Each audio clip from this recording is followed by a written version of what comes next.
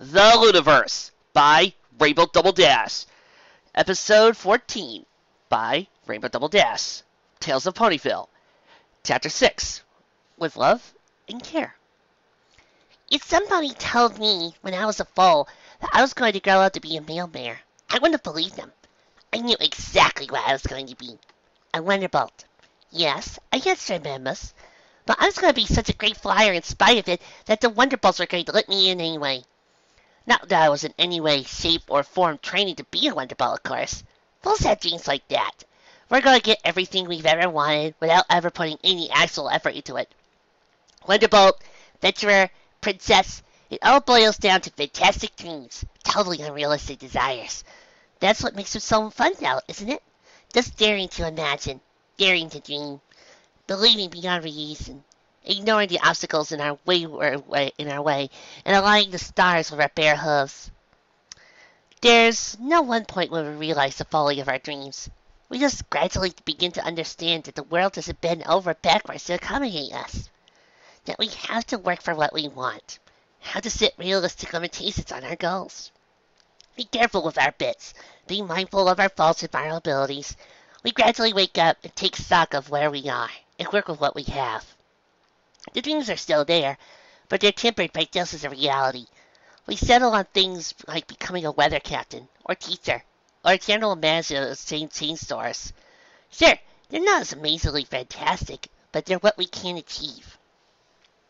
A lot of ponies, on realizing it, think that's kind of sad, and I guess to an extent it is. But what if every pony actually did achieve their fall dreams? What if every pony became a Wonderbolt, or an archaeologist, or a princess? Then it would be allowed to take care of the weather, or teach the next generation of adventurers, or run all the stars of Equestria. Besides, when we grow up, we discover a much better dream than any of us had so far. Parenthood. Not that every pony is cut out to be a parent, or that every pony should try to become one, even if they don't want to, of course. But for ponies who do have falls of their own, we find a new dream. And unlike our foal dreams of soaring at supersonic speeds, or conquering lost cities, or really the kingdom, these dreams are real. They're dreams that we can reach out and touch, and hold, and watch as they grow up. They require work, but they're dreams that we're actually willing to work on, unlike our foalhood dreams. No, we don't all lead glamorous lives. We don't have to. Just living all by itself is enough. At least it is for me. I'll never fly at supersonic speeds. I'll never find a lost city. I'll never rule a kingdom. But I will do everything I can to make tomorrow a better place for every pony. 'Cause if I do that, then tomorrow will be a better place for my daughter. And that would be a dream come true. There was something to be said for how much the right uniform can make a pony feel like they were part of something bigger than themselves. First came the pants, deep blue, buckled around her loin and festooned with pockets, into which Ditsy-Do slipped several tightly sealed inkwells, pens, and forms. Following that was the jacket, with holes along its back to allow for her to spread her wings. She turned up the collar on the jacket as he finished sliding it on.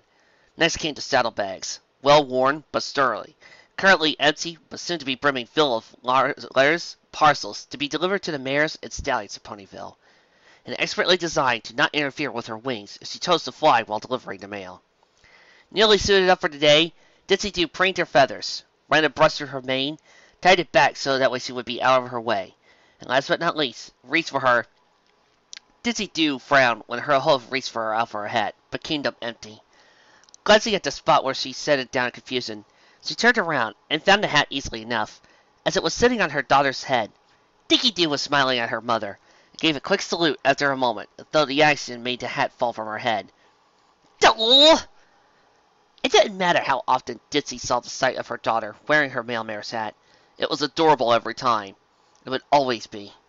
She hid a chuckle behind one hoof as Dickie's horn glowed, tongue clenched between her teeth as the young unicorn focused on her telekinesis, moving the hat from her head to her mother's. It still took visible effort, but she wasn't straining the way she had been at the start of the year. Her telekinesis had improved by leaps and bounds, though she still occasionally grabbed things harder than she intended. Ditsy smiled as she tried up to her daughter, drawing her to a tight hug and nestling her. Dickie returned it eagerly. "Is your lunch typed up?" Ditsy asked. Dinky nodded, pointing to the counter where a brown paper bag said, "Nip." Homework packed? Dinky trotted over to her school pack and opened it up, double-checking. Uh-huh. She confirmed as he slid her bag over her back. Teeth brush? Dinky gave a pearly white grin in response, one that Dizzy returned. Okay. She said as her daughter grabbed her lunch from the counter, and the two ponies left the apartment. Dizzy's destination simply downstairs, while Dinky would be trying to the school across town, along with dozens of other foals. What are you learning about today?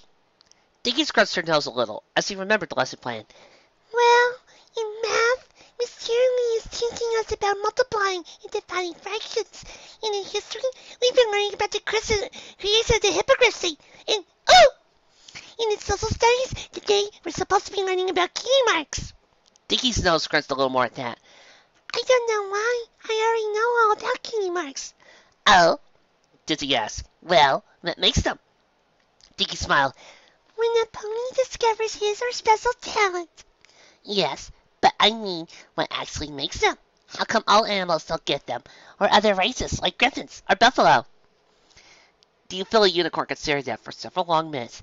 I don't know, she admitted after a moment, looking up to her mother. But I'll find out today. Yes, you will. Dizzy responded, mostly her daughter's made a little. Dinky waved her out with a giggle as the two reached the barn. Her mother and daughter shared a nuzzle and a quick peck on each other's cheek. See you later, Dinky, Dizzy said. Later, Mama. Dinky returned as he galloped up, already spotting a small gaggle of foals on the way to the school themselves, joining them easily. Dizzy smiled at the sight. Her daughter made friends easily, certainly much easier than Dizzy herself at the same age. Her gaze lingered for a few more moments on her daughter, before she turned, straightened her collar and hat on the head, and strode boldly into the nerve center of Ponyville, most important building in town, for it was the building through which most of the ponies of Ponyville were able to remain in contact with Equestria. The post office. Dizzy! Silverscript, postmaster of Ponyville, and therefore Dizzy's boss, called as Dizzy finished punching in. What are you doing here? Isn't this supposed to be your day off? Dizzy offered a slight smile, shaking her head. Starburst's cousin in Las Vegas is getting married, remember? I'm covering for him today. Silverscroll frowned at that. I didn't know you got you to cover for him, he said, concerned in his voice. Silverscript's coat was white, and his mane and tail were silverous. His uniform was basically identical to Dizzy's, though he wasn't wearing mail bags, and his hat featured a star that denoted his managerial position. Why? Dizzy asked, head tilting to one side, eyes sliding almost, though not quite into focus. You're not sick of me, are you? Silverscript shook his head at that. It's just, I think that every time we've needed a shift covered, ever since you moved to Ponyville, you've been the one to do it. I'm not paying you that badly, am I?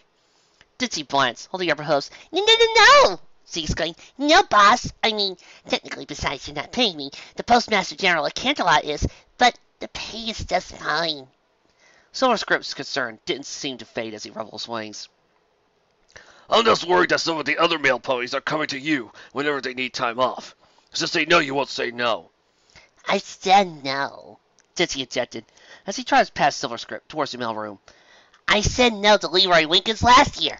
He had tickets to a Wonderbolts Derby, I think, but I said no because it was Dinky's birthday, and I requested a day off already, and Dinky was out sick from school.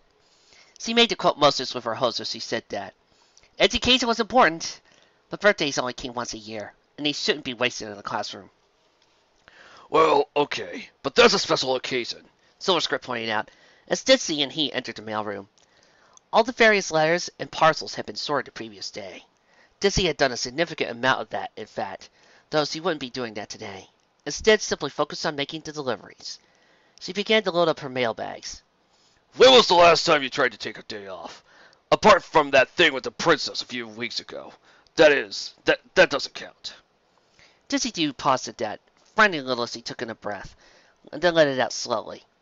Talking about money and paychecks was always uncomfortable with one's boss. At my pay grade, she admitted, how much I'm making an hour isn't as important as how many hours I'm working each week. Silverscript frowned.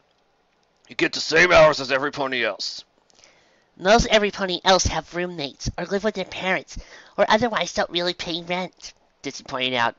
She glanced up where, on the second floor of the post office, her apartment was. Don't get me wrong. I can't afford it. I do get paid it's enough. But I like to have a buffer, in case of a bad week, or needing to take sick time off, or, moon forbid, something happening to me or Dinky. Silverskirt's face shifted to look more sympathetic. Oh, he said. Well, that's sensible, I guess. Still, don't overwork yourself, okay? He smiled. You only get the one life, and you're still pretty young. You don't want all your memories later on to be of this place. He waved a hoof at the four walls of the post office. Dizzy then nodded, grinning. Slag off more! Got it! Silverskirt chuckled. Oh, we all know this place would fall apart without you. You don't need to rub it in, he said, turning around and heading to his office. Dizzy's thoughts, meanwhile, turned elsewhere as he came across a quartet of deep blue envelopes with familiar addresses on them. Her own, Trixie's, Raindrop's, and Bonbon's. Though, for the last, the letter was made out to Lyra. Of more interest to Dizzy, however, was the return address.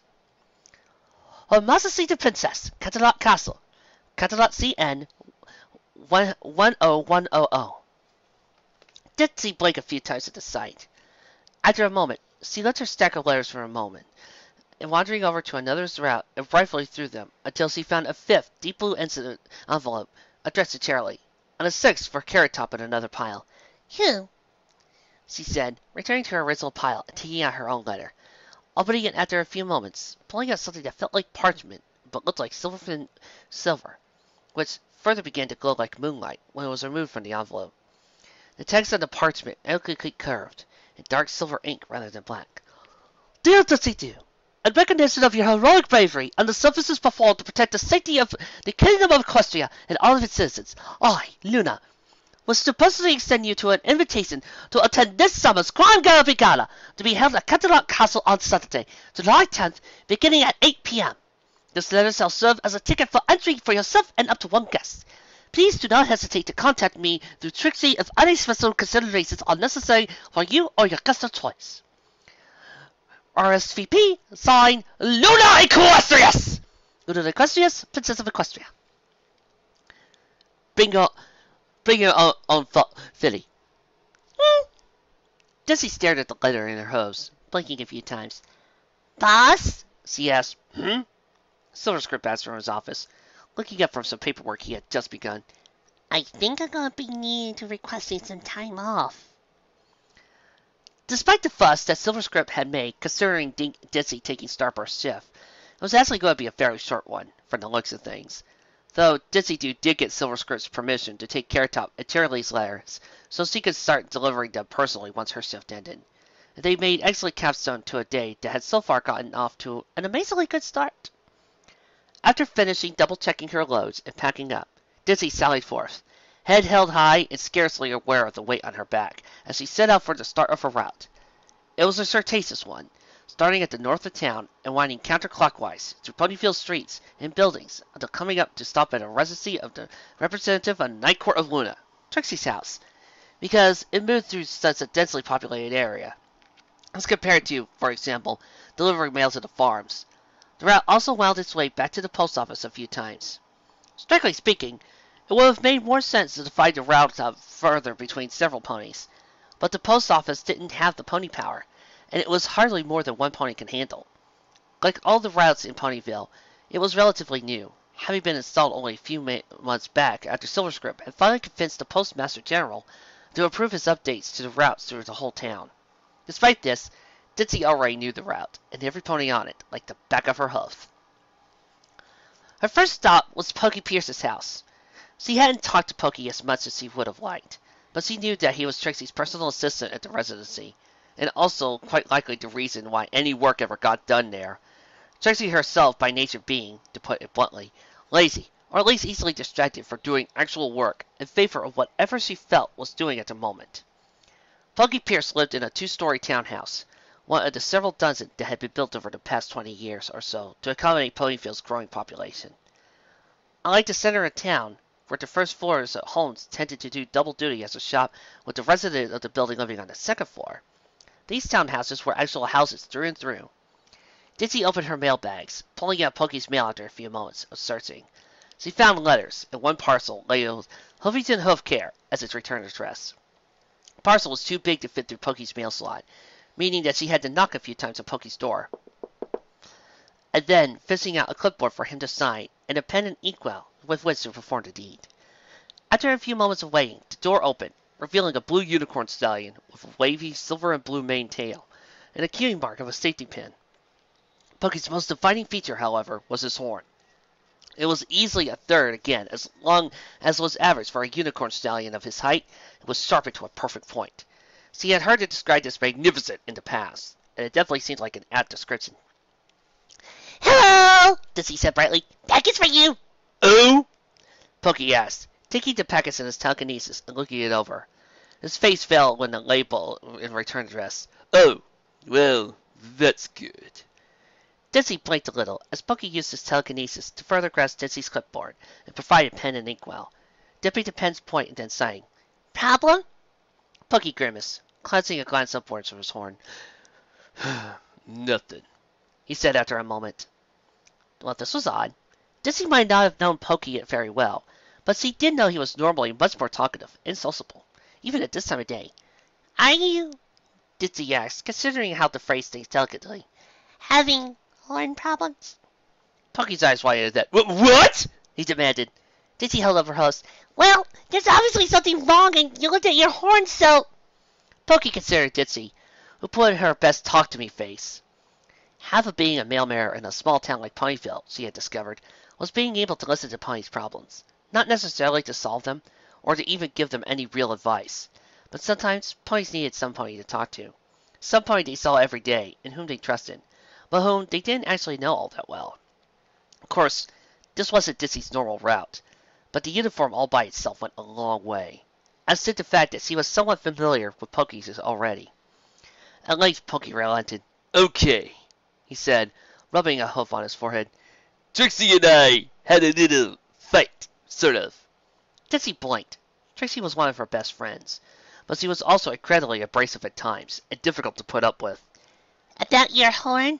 Sort of, Pokey repeated, sitting down on his haunches. She's been messing around with zebra magic again. Uh-oh. Yeah, but this time she apparently got it right. Cooked up something called Truth is a Scourge, some kind of truth potion. Only, it's more like a truth poison. According to her, it forces the pony to tell the truth, and then say exactly what they're thinking, as soon as they think it. Dizzy blinked a few times. And? Pokey looked up at his horn again. She tested it on herself, he said, and let me tell you, it works. She just started babbling about everything she saw. Couldn't stop.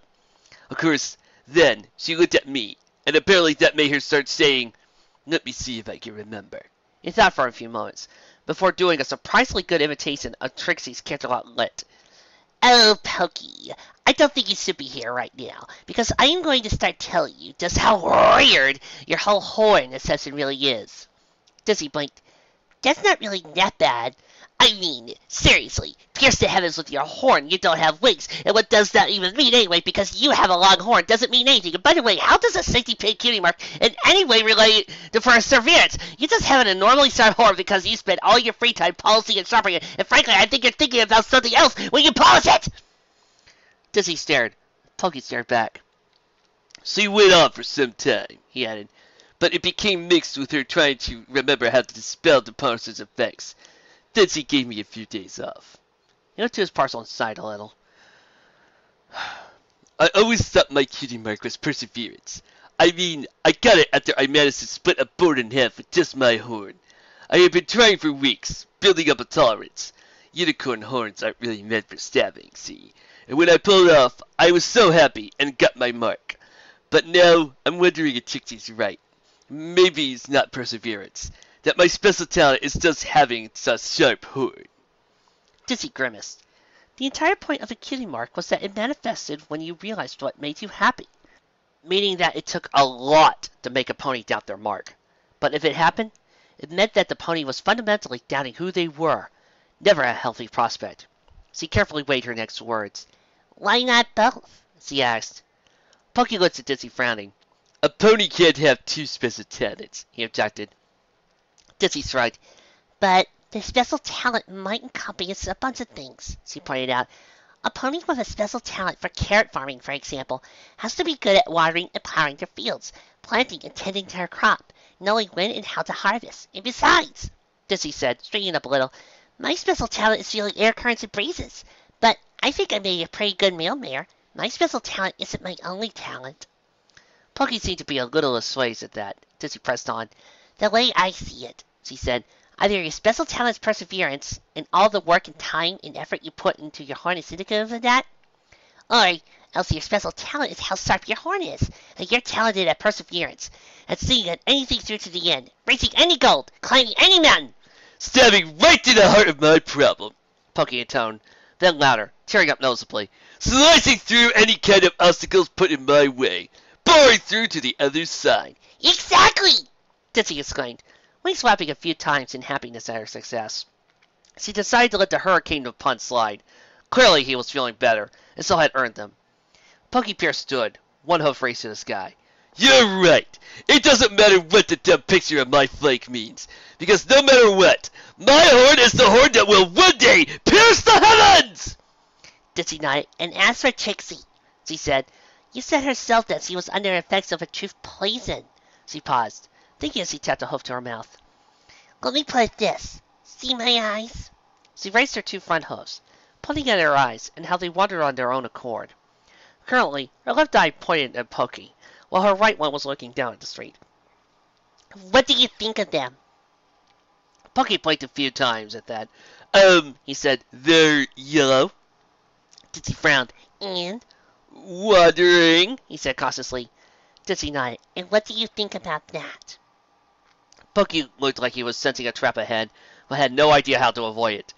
I don't, really. They're just fine. Dizzy's smile returned. Liar, she said.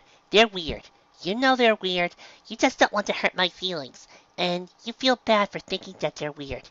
But it is what you think, right? Pokey continued to look uncomfortable at that, not looking Dizzy in the eye. In fact, he was making a point of avoiding her eyes. Dizzy reached out a hoof, gently placing it on his shoulder. It's okay they're weird, she said. So is how much effort you put into your horn. But let's face it. She leaned in, and a conspiratorially low whisper added, if we start listing out Trixie's problems, we'd be here all day. She leaned back. I think we all have things we think about other ponies that we keep hidden. That truth poison does force Trixie to reveal it. But she always thought it, just like you've always thought that my eyes were weird, but never said anything. But I think we could still be friends, right? So you can still be friends with Trixie too, right? Pokey weighed what Dizzy said carefully. You're right, he said with a slight sigh. I can't believe how much I was letting that get to me. Don't worry about it, Dizzy said as he turned around, trotting from Pokey's home back to the street. Now, if you excuse me, I have mail to deliver, and more spirits to live today! Dizzy finished her winding route through the homes of North Ponyville in record time, making up for the prolonged stop to Pokey's zero fortune of not having to deliver any more parcels. Simply dropped mail into the slots of the doors or mailboxes. The residential north of Ponyville taken care of, she now entered the west, which consisted of businesses. This meant that most of her stops were quick, as the proprietors of business usually didn't have much time to stop and chat. Her stops consisted of walking in, dropping off the mail on the front counter, and walking out, pausing if only she needed a signature for a parcel.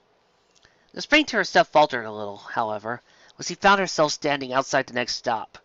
Amethyst Star's Fine Dolores. The gray Pegasus blinked a few times as she stared at the door.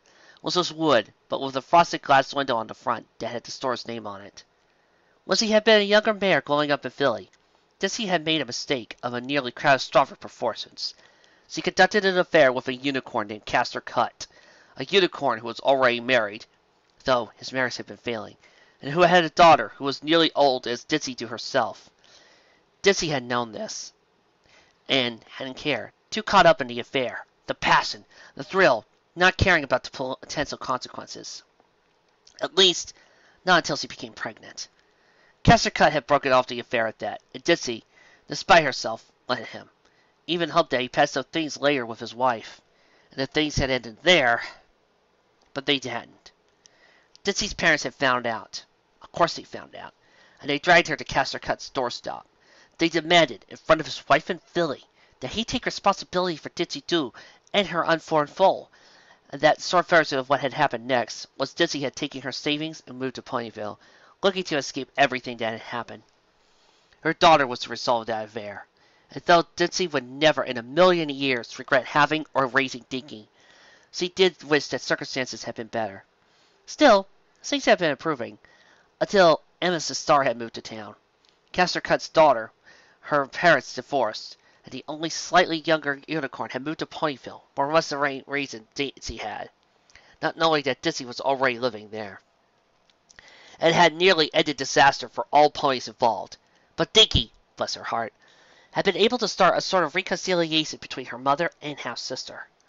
But Mrs. Star, or Sparkler as she preferred amongst her friends, hadn't quite forgiven Dizzy for the role she played in her parents' breakup, and Dizzy herself wasn't quite certain she was ready to be forgiven to playing such a large role in destroying some pony's life. But her trepidation wasn't going to get the mail delivered. There were 4 envelopes burning a hole in Dizzy's mail bag, and the oath she swore on joining the Equestrian Postal Service meant she had to deliver this mail no matter what. Steeling herself, she opened the door and let herself in. "Good morning!" a voice called as soon as he entered. "Welcome to—" hi." Sparkler, a pony whose mane, eyes, and coats were all varying shades of purple, was standing behind her jewelry counter, a ledger in front of her. The store was set up with a display on 3 sides, forming an angular U shape. Apart from Sparkler, there was no pony else in the store. Though, then again, it hadn't even hit noontime yet, so this made sense.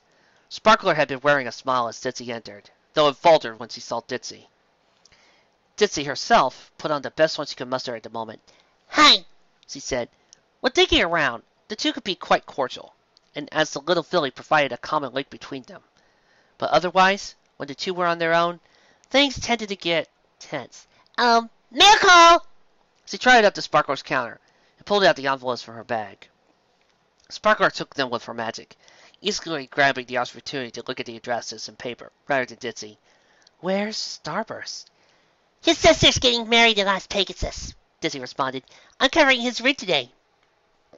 "Oh," Sparkler said as she looked at her envelopes. "Well, good seeing you." She trailed off as she stared at one of her letters, in a plain, white, official-looking envelope. The return address had it coming from Philadelphia. "Problem?" Dizzy asked. She readied herself for anything at the question. She wasn't certain what she was entirely welcome helping Sparkler with anything that might be wrong, but she still made the offer, and if Sparkler turned her down, she bowed out and just wished the best for her. Sparkler's lip was pressed together in a thin line. "This is from my father," she said quietly. "Right." That made Dizzy officially unwelcome, in all likelihood. She turned to leave, at least until she saw Sparkler tear the envelope and the letter inside half with her telekinesis, and tossed it into a nearby waste paper, before looking fairly pointedly at the next envelope. Dizzy stared at Sparkler for a few moments in silence, scuffing one hoof on the floor, shuffling her wings. She ventured cautiously. "You're not even going to read it?" Sparkler was standing very still. "I haven't spoken to him for a very long time," she said softly. "That's not going to change. You know why." Dizzy weighed her options there, and came to the conclusion that some battles just couldn't be won. She turned around to leave, when Sparkler spoke up again. "Why should I?" she asked. "He doesn't deserve to be a father, not after what he did with you." The question was asked just loudly enough that Dizzy's instincts startlingly suspected that the unicorn was hoping for an answer. What kind of answer, though, Dizzy didn't know. For all she knew, it wouldn't matter. All Sparkler wanted was for Dizzy to rise to her bait, so she had an excuse to start shouting, turning Dizzy into a little more winged punching bag. Dizzy could be a winged bucking bag for Sparkler if she had to be. She owed the young mare at least that much. "Sparkler," she said softly, before trotting forward again, getting as close as she dared. "Your father made a mistake, but he never meant to hurt you. He just didn't think things through." Sparkler remained quiet, as Dizzy considered.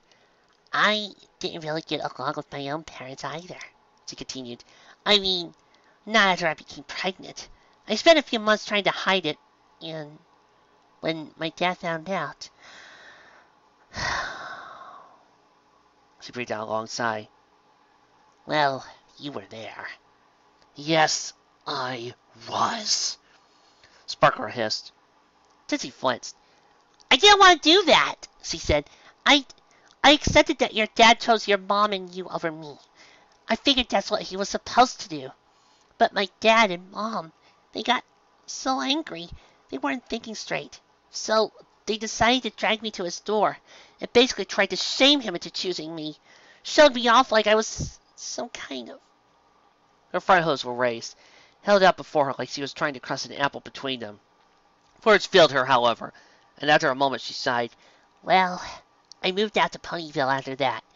I didn't see or write to my parents for a year, though I did have a few friends I kept in contact with.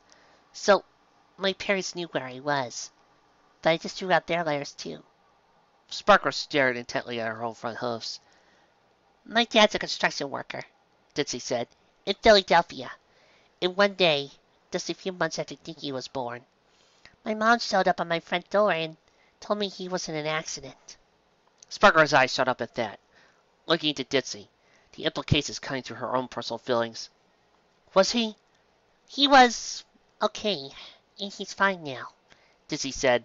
She felt a little guilty for the setup like that, but she needed to make sure that Sparkler understood the gravity of what she was doing. A girder had fallen, and he nearly got caught under it, pushing another pony out of the way, but it still ended up clipping him. Broke his pelvis. Ditsy looked down at herself. Could have been worse. A few more inches, and it might have been his spine. A few feet, his head. Ditsy looked back to Sparkler. And that would have been it. I'd never see him again. Ditsy looked to the waste paper basket. I'm not telling you just to make things up with your father. I don't have the right.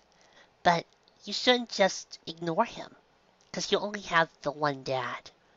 Sparkler stared at Ditsy for a long while, weighing what she had said. At length her horn glowed, as he pulled the pieces of the envelope from the trash bin, removing the letter from it. After a moment, she folded the two halves and looked it over, holding her breath all the while. Ditsy herself was waiting. Sparkler finished reading and set the letter down in front of her, letting out a long sigh. He's moving, she said, leaving the old house, getting a smaller place since it's just him now. He's just sending the new address. Ditsy nodded. She knew there had to have been more. Caster Cut was probably asking, or even begging, his daughter to write him every once in a while. Ditsy didn't need to hear about that, though. Instead, she just nodded, turned, and left. Ditsy? Sparkler asked as the Pegasus reached the door. Ditsy paused, looking behind her. Thanks, the unicorn said after a moment. I might stop by the post office later. I have a letter to send. Ditsy offered a smile at that, nodded. Don't know if I'll be there, she said, unconsciously tipping her mailmare's hat. But we'll make sure it gets to the right place. Ditsy wandered through Ponyville, the spring to her step gradually returning. She made her first return trip to the post office to receive more mail, and on the way out, she noticed a gradually approaching storm cloud up from the evergreen forest, and a distinct lack of any weather patrol cloud platforms in front of it, where the weather patrol would have been preparing to tackle the evergreen storm. She sighed at the sight, considering for a few moments before heading back to the post office. Her mail bags were waterproof, but the same could not be said for the Pegasus pony who carried them. She didn't doubt that the weather patrol was just taking longer than it should have to get organized, and the storm cloud proper would be dealt with soon enough. But there was always a chance of a few stray clouds wandering over Ponyville and soaking it. And clear skies and open skies don't seem to be doing anything. Be prepared! Technically the Cult Scout motto, but Ditsy found it to be just useful life advice, no matter the circumstance. And as a result, Ditsy emerged from the post office a second time carrying, though not yet wearing, just in case it turned out to be unnecessary, an official equestrian postal service raincoat as he resumed her rounds. Ditsy's deliveries and little chats as he made them weren't all about drama, of course. She chatted with the flower trio about the contents of their parcels. Apparently rare flower seeds imported from Tapia. They sounded delicious. As Dr. Baritone's husband, who had been sick last time Ditsy had chatted with him, made a full recovery, was given a few pieces of sound business advice from Filthy Ritz. who never seemed to be shy about hoofing out such advice, even to those who did not run a business, and in general got paid to walk around, socialize, and, as a favor to the equestrian government, pass out mail. Or at least, that's how Ditsy chose to approach her mail routes anyway. As she walked, the jealous sun continued to rise in the sky, quickly approaching its zenith. Gradually, the ponies out and about in the streets began to thin, each finding some good reason to be indoors, and to remain so for at least a half hour, or traditionally a full hour, as noon arrived. There had been a time only a few months ago where some ponies would choose to skirt or even outright ignore the tradition, but then Corona had returned from her imprisonment and made her escape to parts unknown, if not her plan to take over Equestria. Suddenly, not lingering beneath the burning orbs she had claimed dominion over once again seemed like a sound policy, and it was no different with Ditsy to herself, who had at once the distinct pleasure of driving off Corona, doubled with the distinct displeasure of having met her personally in the first place. Ditsy did not dwell on any of this, however. In fact, she found herself comfortably inside Sugar Cube Corner, Ponyville's premier bakery, several minutes before the bell of the town hall struck noon.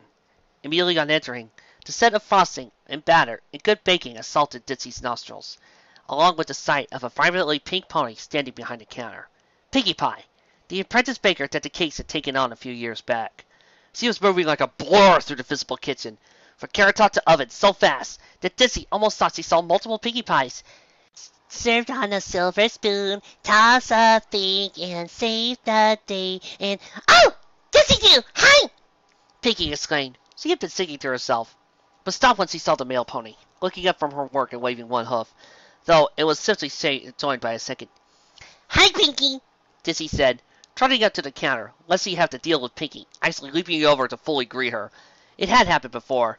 Pinkie was excitable, to say the least.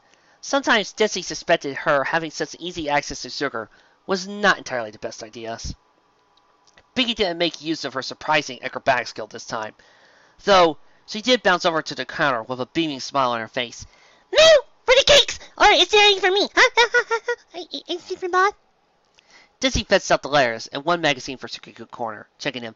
No letters, but there is your pony party article. Oh, yes!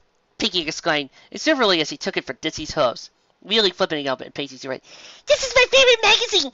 Advice on how to make parties, plan parties, prepare for parties, a monthly list of top 10 best upcoming parties in Equestria, what to wear, what to do, what to see.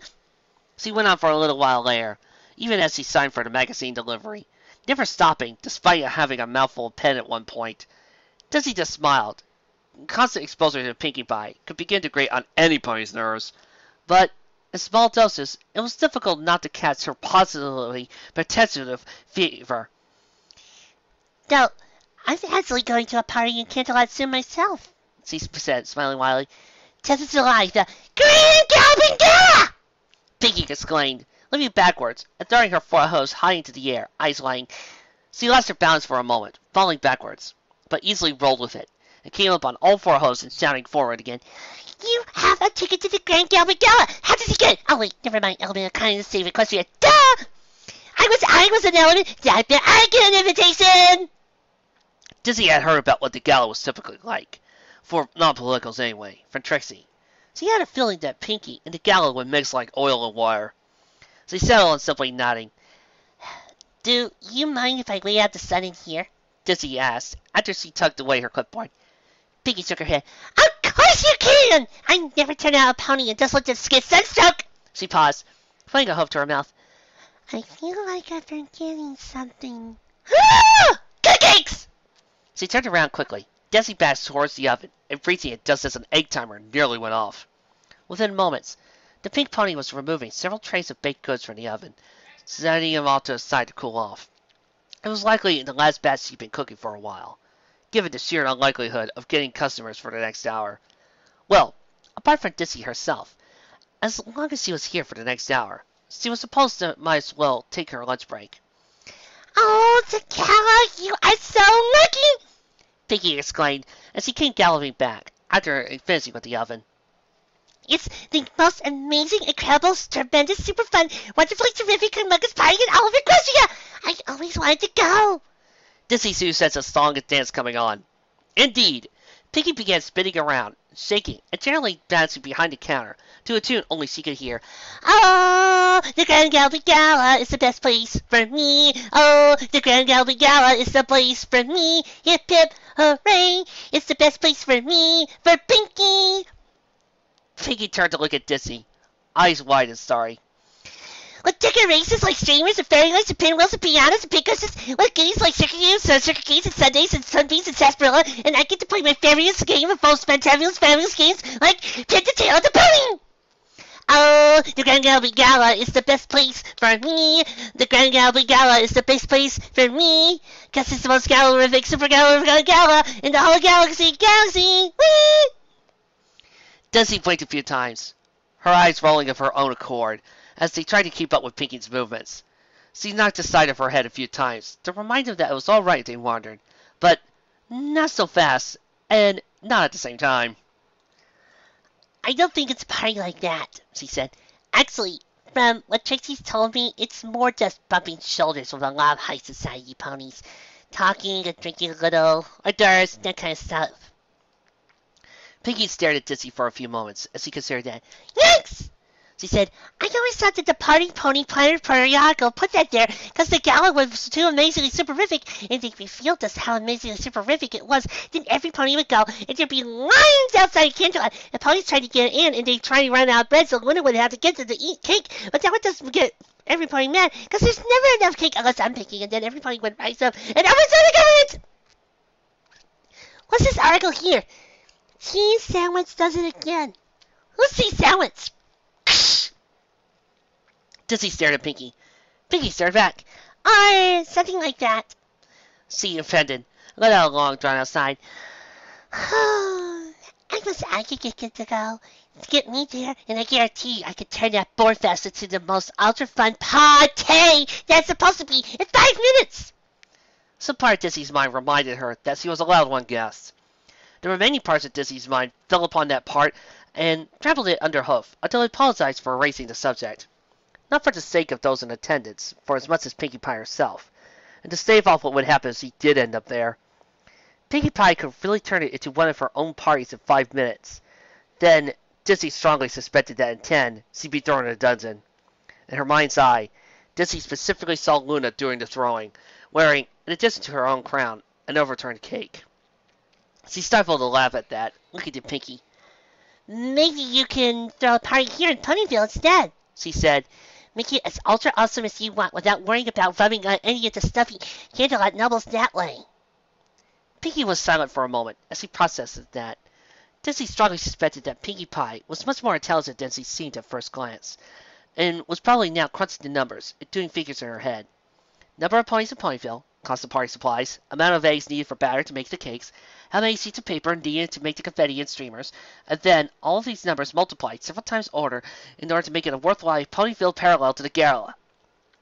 Apparently, the numbers turned out well as Pinkie let out a accused gasp. I should! She exclaimed, prancing around in time. That's the best idea ever, Dinky! Dizzy! Oh, I'm going to need your help to pass out all the invitations. I should get to work on those. Oh, you can help me with the design! Pinkie glanced left and right conspiratorially before leaning in. I'll give you a free muffin if you do. In fact, a free tray of muffins! Your choice of ingredients. I'll bring it right up for you. Dizzy's wings flared a little at those magical, hypnotic words. Fresh, custom, muffin tray free of charge. She was not normally one to give in to such an under-table request, but where muffins are concerned, she made an exception. But finally she covered her bases for us. What about Mr. and Mrs. Kink? She asked, looking around. Where are they, anyway? At the hospital, Pinkie said, but a smile didn't leave her face. So Dizzy assumed there was no problem worth worrying about. She was vindicated in this belief as Pinkie pressed on. I think Mrs. Kink is baking a special bun in her oven, if you know what I mean. Dizzy smiled brightly at that. It was about time. The Kinks had been married for 10 years. Are you sure? Pretty sure, but I don't know. I'm not a doctor. That's what the hospital's for. Now, stay right there. She dashed off, out of sight and up some stairs, to the flat she rented above the bakery. After a few moments, she arrived back downstairs, with pads of paper and pencils. Now, let's get cracking. What's Pinkie Pie's Ponyville Gala invitation look like? Dizzy considered before reaching into one of her pockets and producing her own invitation. Well, we could use this as a base. Pinky's grin tripled in size as he regarded the signing invitation. Alright! The two ponies worked in silence for several seconds. Pinky broke it first as he finished reading it. Hey, She noted. it says here that you can take a guess! Oh. Boom. Dizzy responded. Dizzy left Sugar Cube Corner an hour later, having learned two things. One, that a whole tray of free muffins with her choice of ingredients in them was delicious. And two, that Dizzy's guest at the gala was going to be Sparkler. That was the details he could work out with Sparkler at a later date, of course. Once again, Dizzy felt that denying the gala to Pinky was probably for the perpetual party ponies' own good. After Sugar Cube Corner, she only had a few stops before her mailbag was once again empty, prompting another trip back to the post office. Once more, she noted the building storm over the Everfree, and still a notable lack of cloud platforms for the Weather Patrol. They weren't seriously just going to let it go over town, were they? Several hours later, Dizzy returning to the post office 2 more times. Dizzy had her first answer, as the first drops of raindrops began to fall. By now, she had completed her circuit through Ponyville's west and south, and steadily making her way north again, or beginning to anyway. She stopped trotting when the first drop of rain, taking her mail bags and counting herself, as showing a surprising amount of foresight for already having a rain cloak on her, and having dropped her muffins off at the post office, where she should remain safe and dry. The storm, at least, seemed to be all bark but a little bite. The rain began falling in earnest, just as Dizzy began traveling north, then east. There was a lot of rain, but not much wind, and no thunder or lightning. The rain cloak she wore was sturdy and large, doing a good job of protecting her from the rain, even as she continued doing a good job at delivering mail. And she did say so herself, when she did. The conversations of ponies she spoke to were now inevitably about the rain, complaining about it being out of nowhere, and decrying the leather team as lazy. One particular Pegasus pony named Airhot, cursing the fact that she'd forgotten the rain, tended to have a negative effect on date plans. At least, if makeup was involved. Eventually, Dizzy found herself coming to her last stop. At least, before she began to make personal stops to each of her friends in order to deliver their gala invitations. Ponyville Town Hall. The circular building was located in the center of town, open at all hours, ready to accept any pony who entered. Dizzy's mail for the town hall included several parcels and letters for the various town councilors, but, more importantly, a duo of letters addressed directly to the office of the mayor, as per Equestrian Postal Service rules. That meant Dizzy had to deliver the mail directly to the mayor herself, and not simply the secretary at the town hall's desk. And yes, she understood that Mayor Ivory Scroll was busy at the moment, but she could wait, and no, scowling at her was not going to make her change her mind, or abandon her dedication to her oath of service. Thus it was that Dizzy waited half an hour outside the mayor's office for Ivory Scroll to be free. Part of Dizzy expected that the wait was as long as it was because the mayor, or else her secretary, was in a bad mood and wanted to make some point suffer. It did afford Dizzy an opportunity to look around aimlessly a lot. The sole interesting feature of the hall outside of Ivory Scroll's office was the name printed on her office door. Ivory Scroll, Lady Mayor of Ponyville, and not only because it reminded Dizzy that whoever still held the office of Mayor in Ponyville was a lord or lady, as appropriate, in the Night Court of Luna, though that particular title was attached to the office rather than the pony who held it.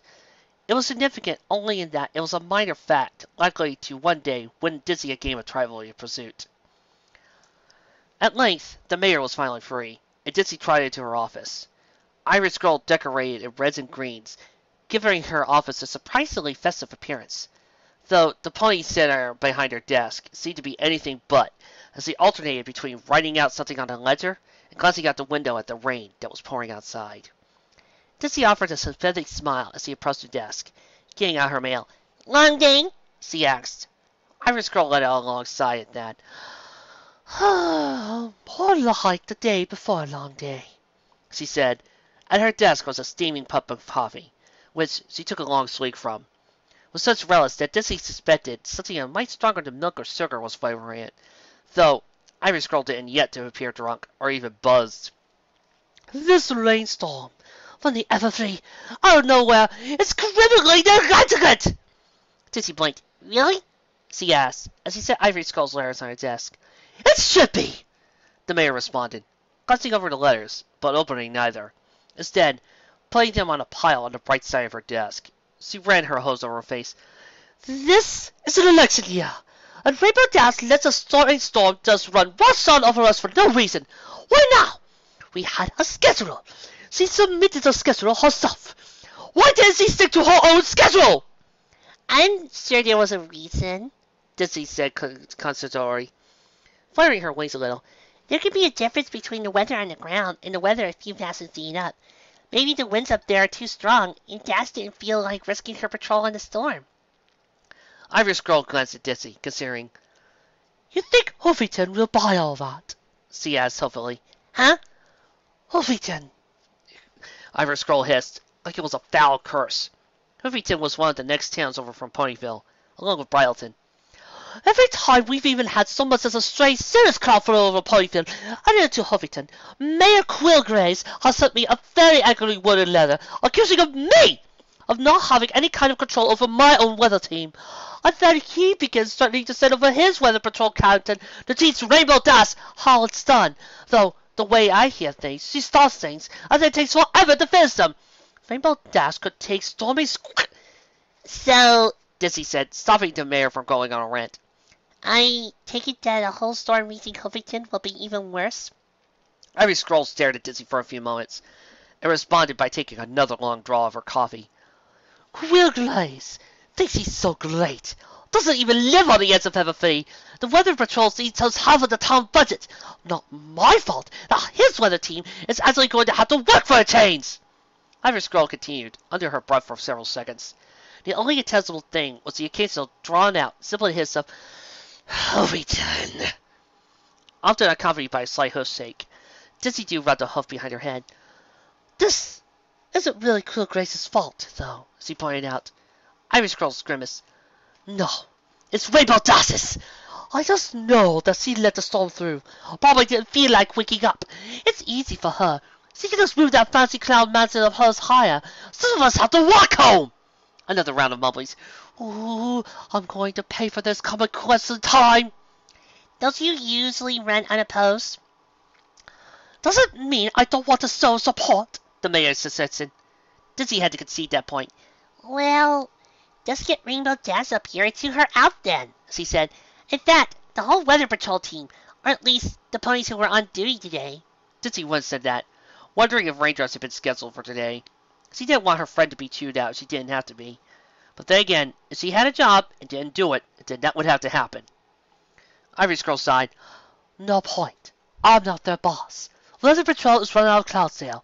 I'm basically a glorified server. And complaining to Cloudsdale doesn't help because Rainbowdash has more pull than me. Somehow. Dizzy considered. Political maneuvers were well outside her normal area of expertise. Even small-town politics like this. She could offer a shoulder to cry on, give advice for planning parties, pass out spats between friends. But tell some pony how to navigate the quagmire that was modern government? She was completely off her league. Sometimes, one just had to accept that. She offered a helpless shrug to the mayor. Well, she said, good luck, I guess.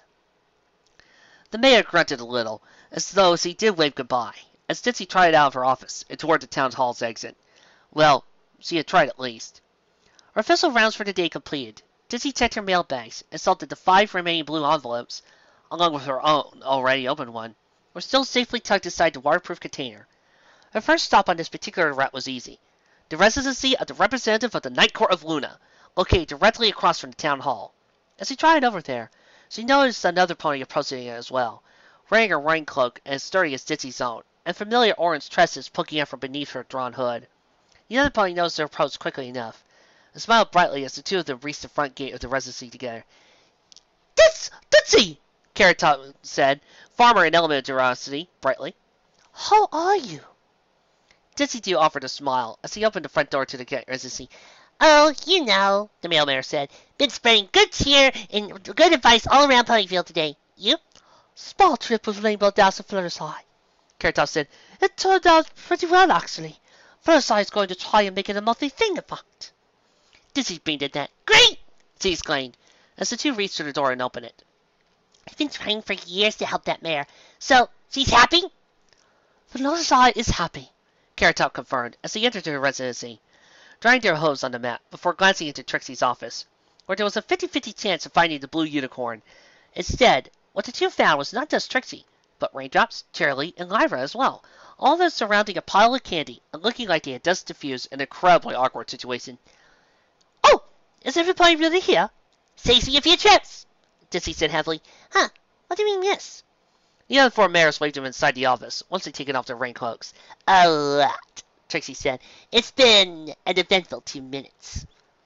An eventful day, Carrot Top corrected. Why did you stop for the top? I'm going to admit to not being very good at math. Somebody else can tell you, but on paper, the chances of all 6 of us ending up here, together, on a rainy day, out of all ponies in Ponyville. Doesn't really matter, though. What matters is that we are all here, right now, where we need to be. Not to fight monsters, not to fight plans, not to do anything in particular, but simply be here, around each other. We're all here for each other, and we're here for any pony else that needs us too.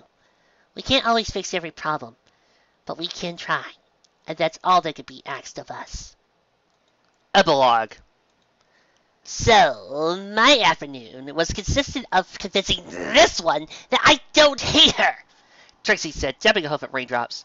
The 6 mayors were arranged in a rough circle around the bag of Bonbon's candy as they talked, though they had moved from Trixie's office into her living room where she started up a fire. And I had to spend it convincing you the same thing, Raindrops pointed out with little indignation in her voice. And you're the one who actually keeps score of her friends. Speaking of love, Sissy said, I ran into Punky on my route today. Trixie winced at that, as though she burned herself. Is he still mad? Dizzy shook her head.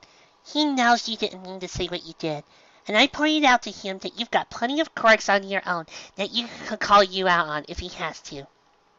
6 mayors laughed, though Trixie stopped after a moment as he considered that. Oh, wait, what quirks? She asked. That prompted another round of laughter.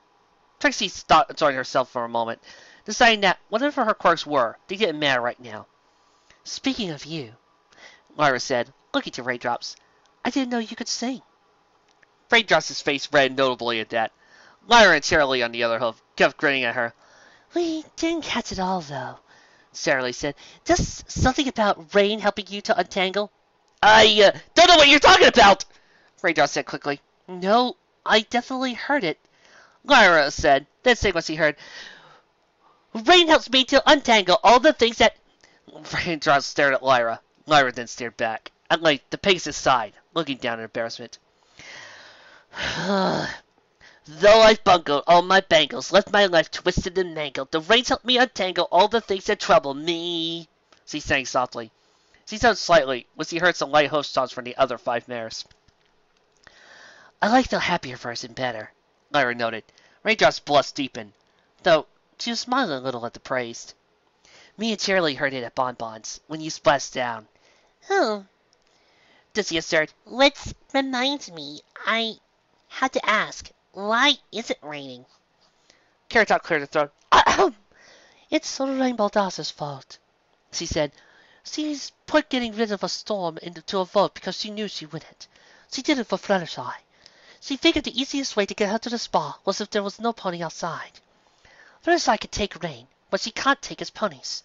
That's actually kind of clever of Rainbowdash, Trixie noted. She's a weather manager, Raindrops said. She's a lot smarter than she looks. Or acts. So, how did you end up at Trixie's den? Cheerilee asked. I mean, if you don't mind me asking. Puddle, Raindrops answered simply, cocking her head towards Trixie's backyard, then nodding towards Trixie. She caught me in it. Must have been a little embarrassing, Lyra observed. Not as embarrassing as... Cheerilee began, then put her mouth to her mouth for a moment, before continuing with, a thing that was embarrassing! Carrot Top and Dizzy Doo stared expectantly at her. Cheerilee shook her head, however. No, I'm not telling you. It's embarrassing. Oh, come on. The 4 of us already know. It's not fair to these 2, Trixie said, and let's see a look of surprise from Lyra and Cheerilee. Cheerilee caught me in Raindrops in the middle of a memory transfer spell. The spell required us to be kissing with, tongue. But it was just a spell! Just! Raindrops confirmed, nodding. Charlie thought I didn't know about sex for some reason, Trixie continued, and then thought that Raindrops was trying to take advantage of me. So Charlie gave me the talk. Trixie started a little. A very detailed, possibly illegal talk. Charlie stared at Trixie. I meant embarrassing for me, Trixie, she said. Embarrassing for all of us. Lyra said with a sigh. Just one big mess.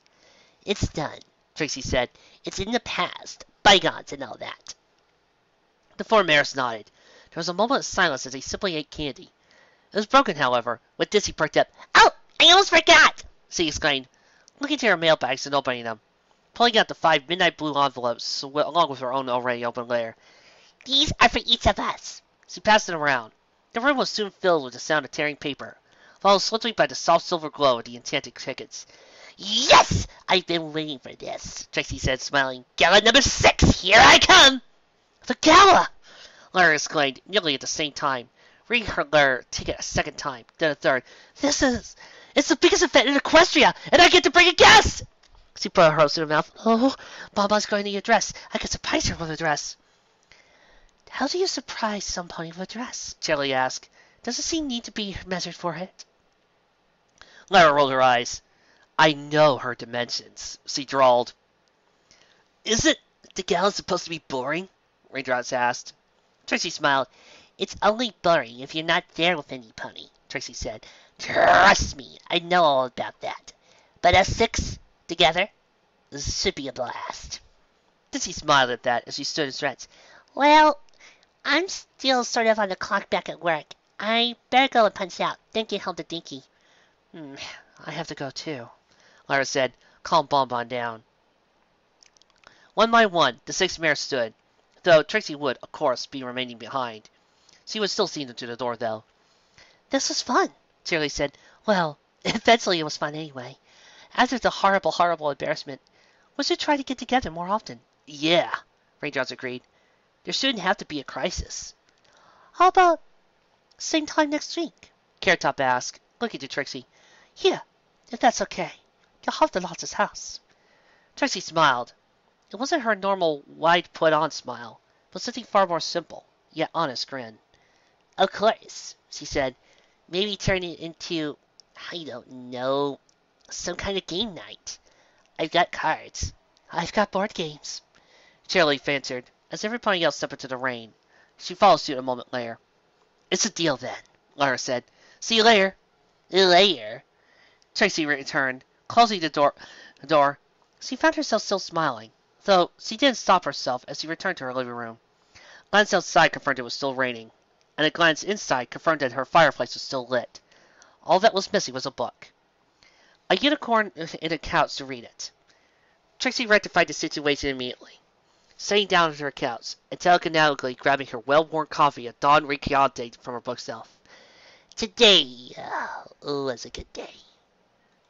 This was a pretty dang good episode. I dare venture to say probably my second or third favorite of the entire season.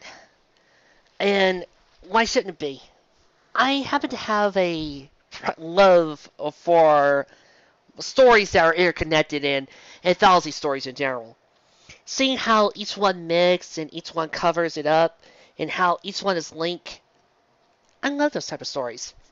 So yes, you can probably imagine I do love Pulp Fiction and other stories like that because they're quite fun because I really do get concerned about how do each one connects and how does one lead into another, and then the end when you finally figure it all out, simply marvelous, and it's pretty dang cool.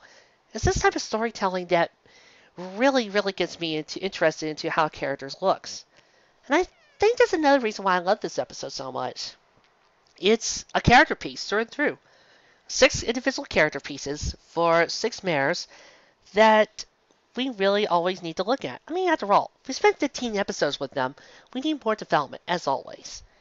And while they are been getting some great development throughout each of the episodes, this did help for one pony in particular I felt was getting gypped on the character development throughout most of the season. Charlie, maybe I should look at each character's story and say what I like about each one. For Raindrops, I love the fact that we get to look at her softer side, at the side beyond the rage, honest, snarky, and rough pony that we know and love. And it makes her more appealing to me that she has all these rage issues and she does try to deal with them, and she's got a lot of regrets with them. It's something I relate to and something I hope that we can build together. I love watching her go through this, and I love watching her work through it. I find that her showing her gentler side whenever it's raining is kind of cute. Trixie, of course, being our main character, is just plain awesome. I love watching that she does regret pushing her friends aside, showing a complete difference between how Twilight reacted to becoming a loner versus how Sunset might. For Twilight, it's a matter of choice. All I wanted is some books, my big brother and Fulsair. That's it. Nothing more, nothing less. For Sunset, her ego and her dependability on being Rageville would probably go, huh, I don't need them. I'm awesome. And for Trixie, it's just that. Her boisterousness, her arrogance, her ego the size of Godzilla would probably push every pony she's ever known or met out of the way, and thus making her a loner. It isn't until she meets these 5 mares who can look past that does she experience what true friendship is and realize what true friends can be. True friends look beyond your failings and realize the inner strength that's within. Thus it is with Trixie. For Charlie's story, which I think had the funniest ending due to fear fact that Charlie decided to give out the whole story, we see that there's a lot more to her than just being the kind teacher. She's had a bit of a wild side, a little bit of a rebellious streak, and as one tough pony. This kind of helps build up on that character trait that we saw back in Hard Bargain, making her fully more fleshed out and making us start wondering more about her character. That, and it's a stark contrast to her in the comics. When I got to that part of the comic where she said, I'm awfully shy, I could only think, what if first Charlie, yeah, let me at my twin sister, I'll have this. But what can I say, I really love that issue. It was adorable. I also love how Charlie showed off how she became how she came to a teacher, and more into the issue of what she did to Charlie. Oh, I mean, what she did to Diamond Tiara during that letter. Remember, we only have 22 minutes. We're not going to see every single character get reprimanded. Sometimes we have to fill in the blanks as viewers and audience members. I've done my share of that. So, as far as I'm concerned, Diamond Tiara has gotten punished from the behind the scenes, but as any teacher can tell you, you can't do it all the time. We're not gods. Teachers are not gods or goddesses, and they can't be there every time when some kid's bullying the other. They do have to be notified by this, and even when they are notified, sometimes they really can't do anything other than just admonish the student, because rules, regulations, and everything that's stopping you. Lyra's story was all about the heartwarming, the love between her and her companion, and basically all the stuff that we've been seeing with Lyra. How much she responds to others, how she interacts, and how much fun she just has with life, and why I love this mare so much, why she is one of my favorite of the Lunaverse 6, besides Trixie. Moving on, we get Carrot Top, and we'll see what generosity also means. Once again, her generosity is helping others, being kind to others, and giving of herself as much as she could. In this case, it's Fluttershy. I kind of like Rarity's interactions here. Even though I have a feeling some people could say it's insulting or how it could get rain on others' nerves, I kind of liked it because I was laughing partially because I was seeing in my head Rarity getting overexcited and over anxious. And I had to wonder, was this similar or closer to how these two met in canon? Because it would be kind of silly if it were. Dizzy's showed another side of kindness, listening. And I have a feeling that's what Fluttershy does a lot. Even if she doesn't say anything, she does listen. And that's what Dizzy does. She listens and offers help, being kind and helpful to others. All this wraps up in a nice bow that, yes, they do need to spend more time together. That, yes, it's always best when they don't need to stay apart. And I feel, once again, I really like it because of how it was able to interweave and interconnect all the stories. How it was able to explore and give us more into these characters, turning them from caricatures to characters, and making them the Lunaverse 6 that I know and love. Well, well, I won't be doing, well, Saturday and Sunday I won't be doing the episodes, but on the 21st, after I'm done with my little Avengers, you'll have the double feature of Lunaverse for all of you to enjoy. Till then, I'll see you next time.